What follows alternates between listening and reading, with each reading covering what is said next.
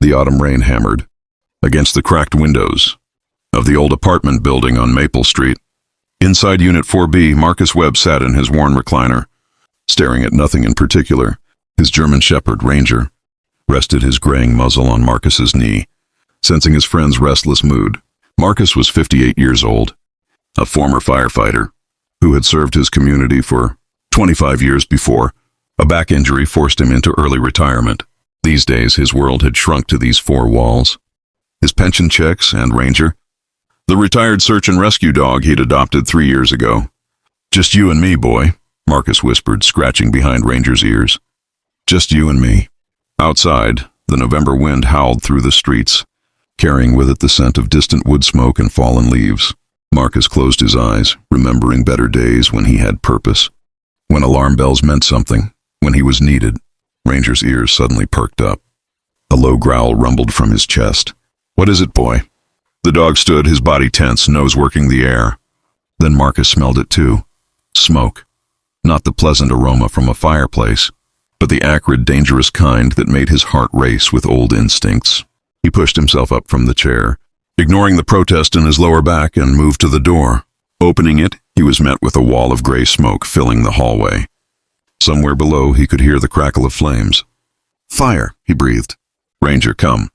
Marcus grabbed his phone and dialed 911 as he moved into the hallway. His training kicked in despite the years away. The fire was coming from the second floor, probably Unit 2C. The building was old, the wiring older. He'd warned the landlord months ago. As he described the situation to the dispatcher, Ranger bolted down the stairs toward the smoke. "Ranger, no! Come back!" But the dog had caught a scent, something beyond the smoke and flames. Years of training overrode everything else. Marcus had no choice but to follow, his heart pounding as he descended into the thickening haze. On the second-floor landing, the heat hit him like a physical force. Flames were consuming the far end of the hallway, but Ranger was scratching frantically at the door of Unit 2A. Whining and barking, someone was inside. Marcus tried the handle, locked. He could hear something now over the roar of the flames. A child crying. "Stand back!" he shouted, though he doubted anyone could hear him. Using his shoulder, drawing on strength he thought he'd lost years ago, Marcus rammed the door once, twice, 3 times. On the fourth impact, the frame splintered and gave way. The apartment was filling with smoke. Marcus dropped low where the air was clearer, and Ranger led him through the chaos. In the bedroom, they found her. A little girl, maybe 4 years old, with blonde hair and wide, terrified eyes. She was clutching a teddy bear, frozen in fear beside her bed. Tears streaked down her soot-stained cheeks. "It's okay, sweetheart," Marcus said gently, reaching for her. "I'm here to help you. We need to go now." She shrank back, and he could see she was too frightened to move. Ranger pushed past Marcus and went directly to the child, licking her face, nuzzling her gently. The girl's arms went around the dog's neck, and something in her broke free from the paralysis of fear. "That's my good boy," Marcus said. "Come on, honey. Follow the dog. He'll keep you safe." With Ranger leading and the child holding on to his collar, Marcus guided them back through the smoke-filled apartment. The hallway was worse now, flames spreading fast, consuming the old building like kindling. The heat was intense, suffocating. Marcus scooped the girl up in his arms, feeling his back scream in protest. "Hold tight to me and close your eyes." He moved as quickly as he could toward the stairs, Ranger at his heels. Behind them, something exploded, probably a gas line. The blast of heat propelled them forward, and Marcus stumbled but didn't fall. He couldn't fall. Not with this child in his arms. They burst out of the building's front entrance just as the fire trucks arrived. Sirens wailing. Marcus collapsed on the lawn. The little girl still clutched to his chest, both of them coughing violently. Ranger circled them protectively, barking at the approaching firefighters as if to say, "These are mine." "I found them." Paramedics rushed over. Marcus let them take the child, watched as they placed an oxygen mask over her small face. She reached for him, crying. "You're okay now," he told her, his voice hoarse. "You're safe." A female firefighter approached, someone Marcus didn't recognize. The department had changed since his time. "Sir, that was incredibly brave and incredibly stupid," she said, but her eyes held respect. "You saved that little girl's life." Marcus shook his head. "It was my dog. Ranger found her. I just followed." Hours later, after the fire was contained and the building declared a total loss, Marcus sat in the emergency room getting checked out. Minor smoke inhalation, they said. His back would hurt for weeks, they warned. Nothing he hadn't dealt with before. The little girl was in a room down the hall, healthy despite her ordeal. Her babysitter had fled when the fire started, leaving the child behind in panic. The police were dealing with that situation. Marcus was about to check himself out when a woman entered the waiting room.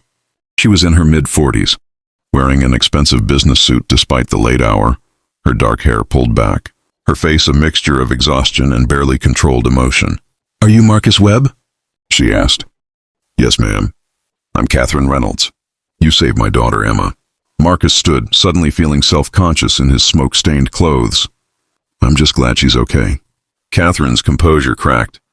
Tears spilled down her cheeks. "I was in Chicago for a business meeting. When they called me, told me about the fire, that Emma was trapped, I thought I'd lost her. I thought I'd lost my baby because I wasn't there." "You're here now," Marcus said gently. "That's what matters. They told me what you did, running into that building, carrying her out. You and your dog. Ranger deserves the credit, ma'am." Catherine wiped her eyes, and Marcus saw the steel beneath the emotion. This was a woman used to solving problems, to taking action. "I'm the CEO of Reynolds Technologies. I want to help you, whatever you need. A new apartment, medical bills covered, anything." Marcus shook his head. "That's not necessary. I didn't do it for a reward. I know you didn't. But please let me do something. I can't go back to living my life knowing that the man who saved my daughter is struggling while I have more resources than I know what to do with." There was something in her eyes, a desperation to give meaning to this terrible night, to transform it into something more than just tragedy narrowly avoided. "Ma'am, I appreciate it, but I'm doing fine." "Are you?" Catherine asked quietly. "Forgive me, but the police told me. You're a retired firefighter living alone in a building that's now gone." "Is that fine?" Marcus looked away. When she put it like that, his life sounded pretty empty. "I've been where you are," Catherine continued, her voice softer now. "Not the same circumstances, but I know what it's like to lose your purpose. After my husband died 5 years ago, I threw myself into work. Built the company bigger and bigger, thought that was enough, but it left me hollow. Emma saved me from that, reminded me what really matters." She reached into her purse and pulled out a check, pressing it into Marcus's hands. "This isn't charity. This is a thank you from a mother who gets to watch her daughter grow up because of you. Please take it. Use it however you want." Marcus looked down at the check and nearly dropped it. The amount had so many zeros he had to count twice to believe it. "Ma'am, I can't accept this. It's too much." "It's not nearly enough for what you gave me," Catherine said firmly. "But there's something else. Something I'd like to propose if you're willing to hear me out." 3 months later, Marcus stood in the newly opened Reynolds Community Center, watching as children played in the indoor recreation area. Ranger lay near the door, content to observe the chaos of young energy around him. The center had been Catherine's idea, a place for at-risk youth, kids from struggling families, children who needed somewhere safe to go after school, and Marcus ran it. "How does it feel?" Catherine asked, joining him with Emma holding her hand. The little girl had barely left her mother's side since the fire, but she was smiling now, pointing excitedly at the other children. "Feels like I'm useful again," Marcus admitted. "Like I have a reason to get up in the morning." "You always did," Catherine said. "You just couldn't see it." Emma tugged free and ran to Ranger, throwing her arms around the dog's neck. Ranger's tail thumped against the floor, and Marcus smiled. Some bonds once forged in fire never broke. "I've been thinking," Catherine said, "about that night, about how close I came to losing her because I was so focused on my career that I hired someone who wasn't right for the job. Someone who ran when things got hard. You didn't know. But I should have. I'm changing things. Taking more time with Emma. The company will survive without me being there every minute." "She won't." Marcus nodded. "Sounds like you learned the same lesson I did. It's not about how busy you are or how important your work is.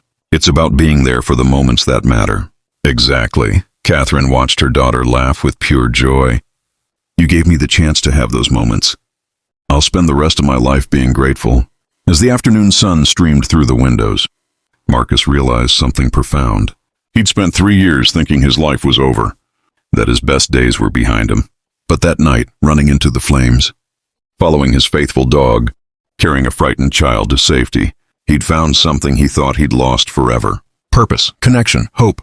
Sometimes he thought we don't find our second chances. They find us usually when we least expect them, often in the form of a child's cry and a dog who refuses to give up. Thank you, Marcus said quietly to Catherine, for seeing me, for giving me this opportunity. She smiled. Thank you for saving my daughter, for reminding me what really matters. Emma called out to them, wanting her mother and the nice man with the dog to come play. Catherine took Marcus's arm, and together they walked toward the sound of children's laughter, toward a future neither of them had imagined just 3 months ago.